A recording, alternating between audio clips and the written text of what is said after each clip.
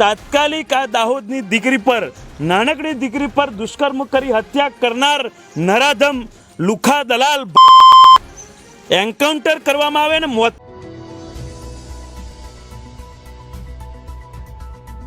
નમસ્કાર દર્શક મિત્રો, સ્વાગત છે આપણે યુટ્યુબ ચેનલ એટલે કે MB ન્યૂઝ ગુજરાતમાં.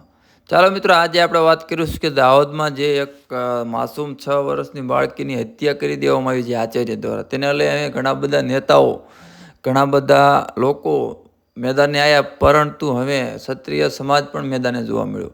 ત્યારે મિત્રો કરણી સેના દ્વારા હવે આ દાહોદમાં જે બાળકીની હત્યા થઈ તેને લઈ આવા અપરાધી, આવા નરાધમને તાત્કાલિક ધોરણે એન્કાઉન્ટર કરી નાખો. આનો કેસ કોર્ટમાં ચાલવો જ ન પડે, કારણ કે જો કોર્ટમાં ચાલશે તો આના ઘણા બધા એવા પણ સટકબારીના દાવા નીકળશે જેથી કરીને સટકી જશે. એટલે આને છે ને એન્કાઉન્ટર કરી દો, એટલે જેથી કરીને આનો એક હામટો નિવડો આવી જાય અને ફરી કોઈ પણ વ્યક્તિ આવી હત્યા કે આવો દુષ્કર્મ કરવાનો પ્રયાસ પણ ન કરે, એવો દાખલો બેસાડે એવી સજા કરવામાં આવે તેવી માંગ સાથે કરણી સેના હાલ દાહોદ જે પરિવાર છે તેની મુલાકાત કરી અને ત્યાંથી એલાન કરવામાં આવ્યું છે કે ભાઈ ક્ષત્રિય સમાજ હંમેશા આવા જે બનાવ બનશે તે મેદાને છે. અને કરણી સેના દ્વારા પણ એક એલાન કરવામાં આવ્યું છે કે આવા લોકોને જાહેરમાં ફાંસી આપો અથવા તો એન્કાઉન્ટર જ કરો.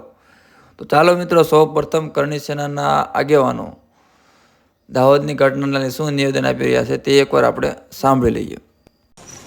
દાહોદની નાનકડી 6 વર્ષની દીકરી જોડે બની છે, ત્યારે આજે દાહોદના એક ગામમાં એ પરિવારની મુલાકાત કરવા કરણી સેના તેમજ ક્ષત્રિય સમાજના અલગ અલગ સંગઠનોના આગેવાનો અહીં પહોંચ્યા છે અને માંગણી પણ કરીએ છીએ, યોગ્ય માંગણી કરીએ છીએ અને સાથે સાથે પોલીસની જે કામગીરી છે એમને પણ બિરદાવવા માગીએ છીએ.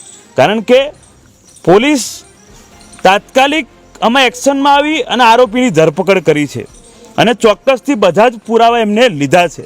પરંતુ અમારી મુખ્યમંત્રી સાહેબ જોડે એક માંગણી છે કે આવા નરાધમો જ્યારે આવું કૃત્ય કરતા હોય, 6 વર્ષની નાનકડી દીકરી જોડે આવું કૃત્ય કરતા હોય, એની હત્યા કરી નાખતા હોય, ત્યારે આપણે કોઈની રાહ જોવાની ના હોય.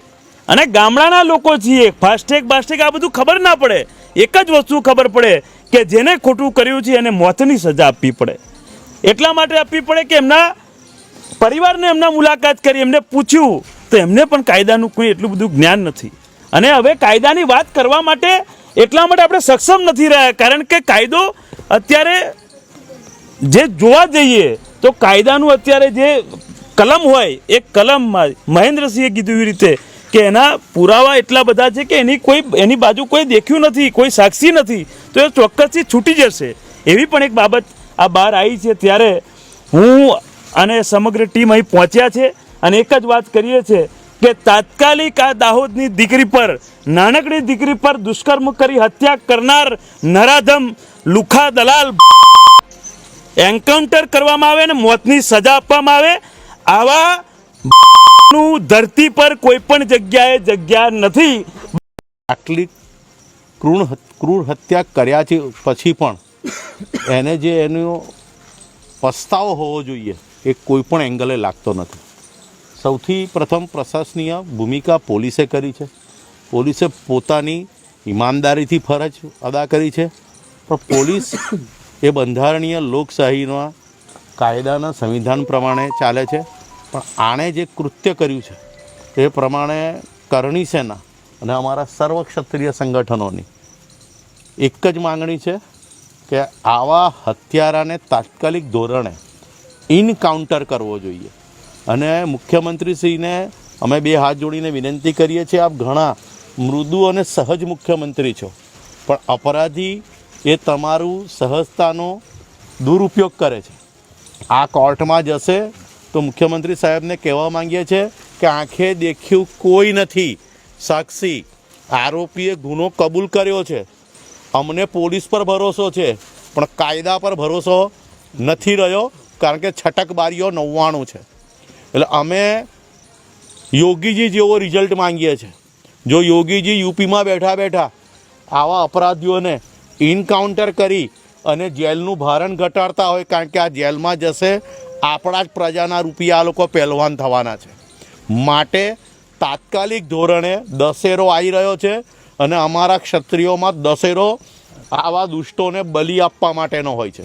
તો તાત્કાલિક ધોરણે અમે સરકારને માંગણી કરીએ છીએ, તાત્કાલિક ધોરણે આવા જેટલા પણ અપરાધ કરનારાઓ છે, જેટલા પણ બળાત્કારીઓ હોય, જે પણ આવું હત્યા કરતા હોય, જેવા પણ હોય, એમને તાત્કાલિક ધોરણે એન્કાઉન્ટરો કરો તો એક સમાજમાં દાખલો બેસશે, એક બીક બેસશે. એટલે અમે અને અમારી ટીમ માંગણી ફક્ત એક જ છે, આને તાત્કાલિક ધોરણે એન્કાઉન્ટર કરો.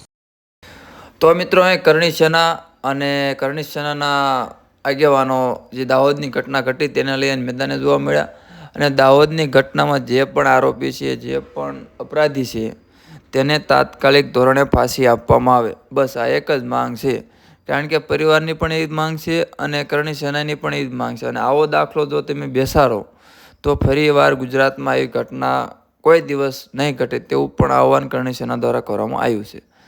તો ખેર મિત્રો, આજના વિડીયોમાં આટલું. ફરી મળશે નવા સાથે, નવા અહેવાલ સાથે. તો આપણી ચેનલમાં નવા હોય તો ચેનલને સબસ્ક્રાઈબ કરવું ન ભૂલતા, અને દાહોદની ઘટનાના અપરાધી અને આરોપીને ખરેખર ફાંસીની સજા આપવી જોઈએ કે નહીં તે પણ એક કોમેન્ટ કરીને જણાવજો. જય હિન્દ, વંદે માતરમ.